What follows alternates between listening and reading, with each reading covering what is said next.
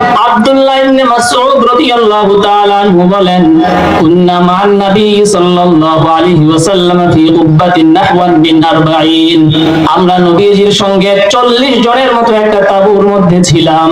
ফাকালা লানা রাসূলুল্লাহ সাল্লাল্লাহু আলাইহি ওয়াসাল্লাম, এমত অবস্থায় নবীজি সাল্লাল্লাহু আলাইহি ওয়াসাল্লাম আমাদের বললেন, আতারদাউনা আন তাকুনু রুবু আহলিল জান্নাহ, তোমরা কি চাও নাকি জান্নাতে যারা যাবে তাদের মধ্যে 4 ভাগের 1 ভাগ তোমরাই হবা?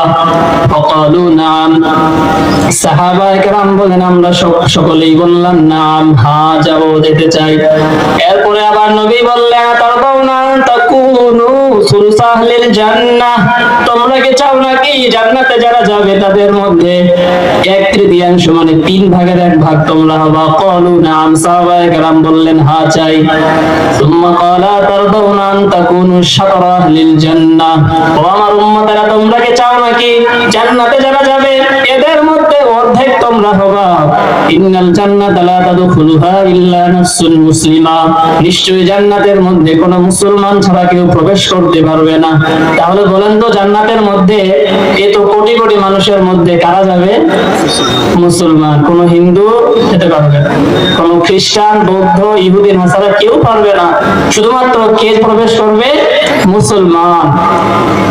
মা তুম ফি শিরকি ইল্লা কাশআরাতিল বাইদা'i ফি জিলদিস সাউরিল আসমার আও কাশআরাতিস সাউদা'i ফি জিলদিস সাউরিল আহমার আও কামা ক্বালা রাসূলুল্লাহ সাল্লাল্লাহু আলাইহি ওয়াসাল্লাম, নবীজি বলেন একটা কালো ষাঁড়ের গায়ে যদি কিছু পশম থাকে, সাদা পশম, কালো ষাঁড়ের গায়ে যদি কিছু পশম থাকে সাদা, ওই ষাঁড়টিকে যেমন হাজারো কালো ষাঁড়ের মধ্যে চিনতে অসুবিধা হবে না, ঠিক তেমনি ভাবে আমার ওই কিয়ামতের ময়দানে হাজার হাজার কোটি কোটি মুশরিক থাকবে, তবে আমার উম্মতকে বাছাই করতেও আমার কোনো অসুবিধা হবে না। বাছাই করে করে আমার উম্মতদেরকে হাউজে কাউসার পান করাবো, জান্নাতে নিয়ে যাব। সুবহানাল্লাহ বলেন।